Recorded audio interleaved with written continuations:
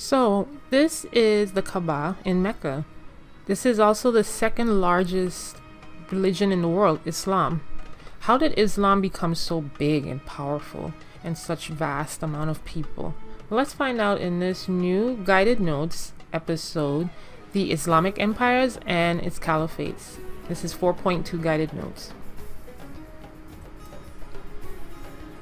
And here's your lesson goal for this particular unit. By the end of this lesson, you should be able to describe the key economic, political, and social developments in Islamic history, particularly the medieval time or Middle Ages. And this is your standard 3.6. Here is your vocabulary. Be sure to take the time now to pause this video and make sure that you get your vocabulary words down, your definitions. Caliphate, Shia, Sunni, Sharia, Dimitude, Dar al-Salam, and Mamluk. So the early Arabs were nomadics and they were Semitic speaking. So nomads means that they travel from place to place for food, and they lived mainly in the Arabian Peninsula. Now the Arabian Peninsula, as you see here, is pure desert. There's no rivers or lakes, so that's why they had to travel for food. And they organized themselves into tribes, and they were ruled or governed by sheiks. The early Arabs were also polytheistic, but they did believe in a supreme god known as Allah. Now, most of these tribes all had certain stones that were attributed to each tribe, and they revered those stones. However, all of these tribes together worshiped this massive black meteorite called the Black Stone. And the Black Stone is now encased in a central shrine called the Kaaba. And the Kaaba is located in the city of Mecca, as you see here. And this is where most Muslims during their time as the 5 pillars, they would take that trip or Hajj to Mecca and pray and fast around the Kaaba, right? So this is sort of how Islam rose, or it grew, okay? So the religion of Islam really kind of started from Prophet Muhammad, and he saw trouble where the people of Mecca, or the Meccans, they were giving of themselves, economically, while the elites that were wealthy were keeping their money. So he saw that growing gap, economically speaking, between people of Mecca. So he decided to do something about it. So Medina, and in his visits, Muslims believed that he received revelations or teachings from God through the angel Gabriel. So now that Muhammad was getting all of these teachings, he went back from Medina, he went back to Mecca, and he started to reveal his revelations that he received from God. The wealthy elite, however, was very fearful of what Muhammad was talking about. They feared that he would change the society, disrupt their economic system and their political order. However, they did not count on Muhammad's political and military skills, because he was able to put together a military force and defend himself and his followers against the wealthy elite.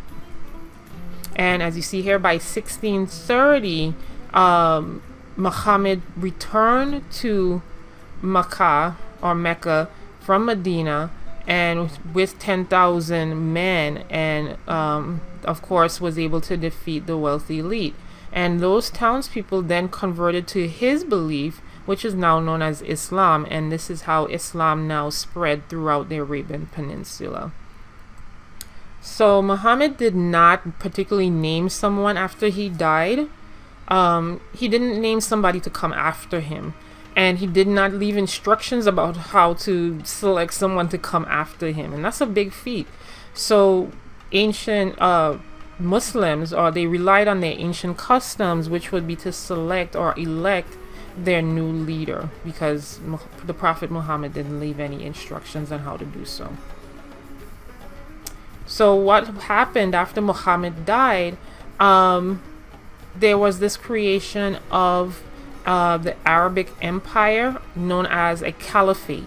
And with the Caliphate, there were rulers called Caliphs. And the rightly guarded caliphs is the ones that you see here: Abu Bakr, Umar, Uthman, and Ali, which was Muhammad's son-in-law. A lot of them were aligned or allegiant to Muhammad, and that's how they became caliphs, right, or leaders of the Caliphate. And as a matter of fact, this is a symbol or emblem with the Arabic calligraphy with the Caliphate or the Caliph Ali written in here. This is his name written in Arabic calligraphy. So as Islam grew, and it grew dramatically, mainly because of trading. They traded a lot and they traded often throughout Asia and Africa. And these Islamic cities had distinctive physical appearances, but also distinctive features in terms of mathematics and science. They were very advanced in those areas. Particularly, caliphs were known for their palaces and also for their large mosque, as you see here, where they would worship. And one distinctive feature would be the minaret and the muezzin. A minaret, as you see here, is this tall structure as circled, where they would be able to pray.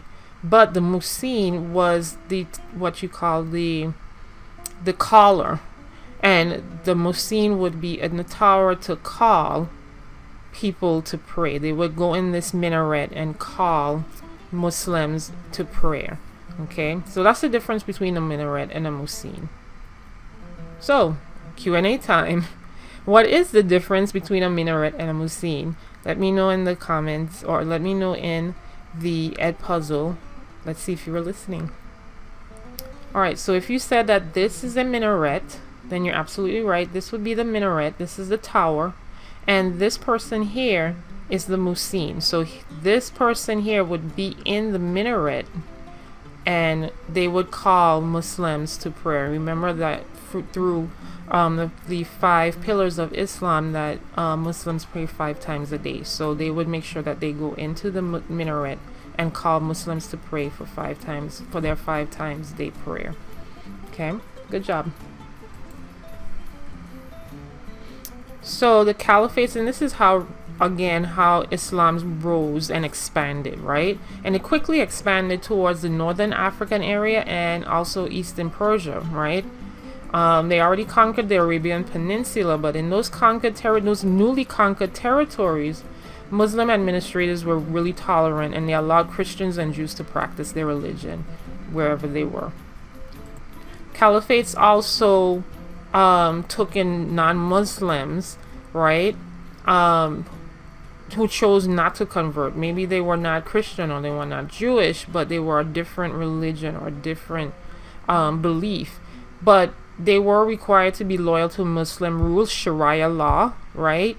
They had to follow Sharia law, and they had to pay a special tax, and that was those people that were non-Muslim were known as dhimmi, and the practice was known as dhimmitude, as you see here.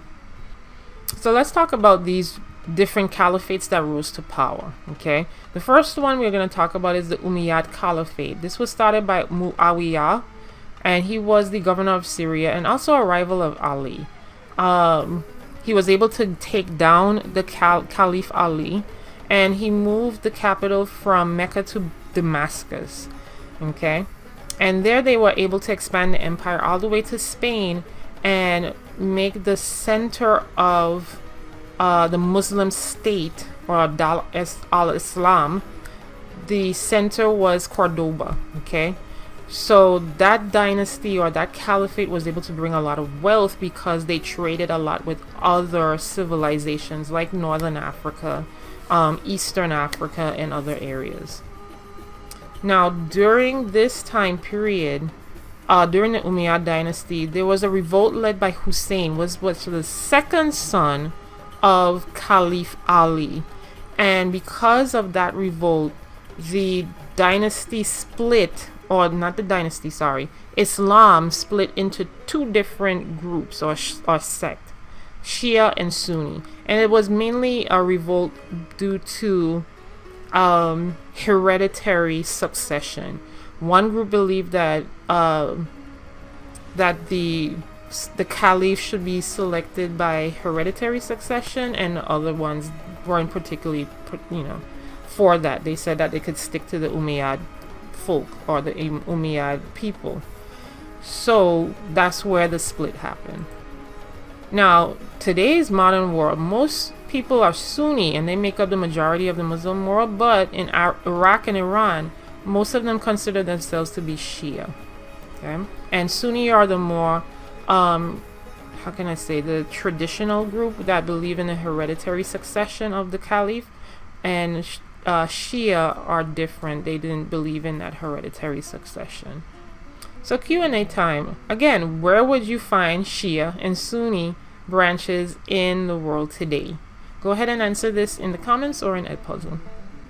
And hopefully you got that answer correct. If not, go ahead and rewind this video back to the last slide and you should be able to get your answer. Alright. So now the Umayyad dynasty declined because of corruption, and also there was a lot of resentment between non-Arab Muslims and Arabic Muslims, because the Umayyad dynasty did favor Arabic Muslims, and that caused their dynasty to fall, and then a new dynasty or caliph or caliphate came to power, which was known as the Abbasid Caliphate. And the Abbasid Caliphate moved the capital city from Damascus to Baghdad, and they had more of a Persian influence because they came from Persia, right?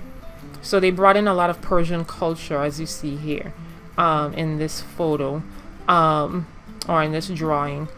They tried to break down that distinction between non-Muslim Arabs and Arabic Muslims, and they also changed the caliphate or the caliph, where now there's a vizier, which would probably be this guy right here, and he was like a councilman or a council head that would advise the caliph himself.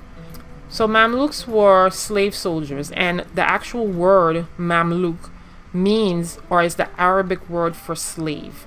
Okay, and these were slaves that were taken in, and they became soldiers during the Abbasid era, but they became so powerful and so well distinct in their military status that they were able to win certain controls of Muslim states.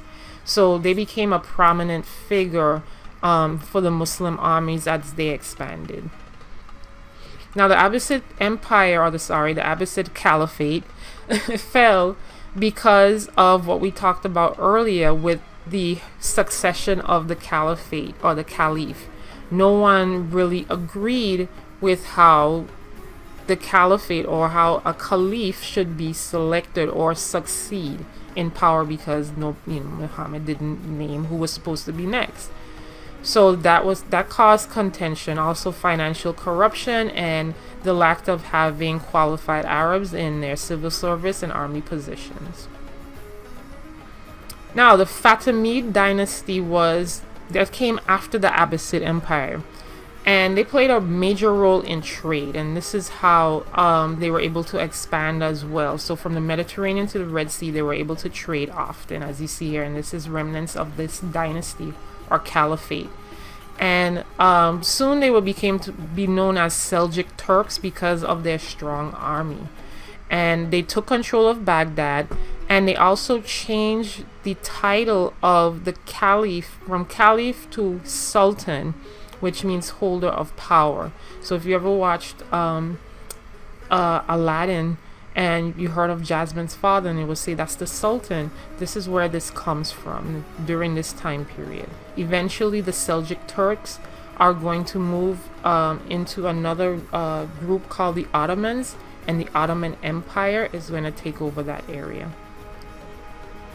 Alright, awesome. So let's apply it. You're going to use the map on the next slide to answer the following questions in Edpuzzle and in your guided notes. So take note. You can pause the video when you see the map and answer the questions as they pop up.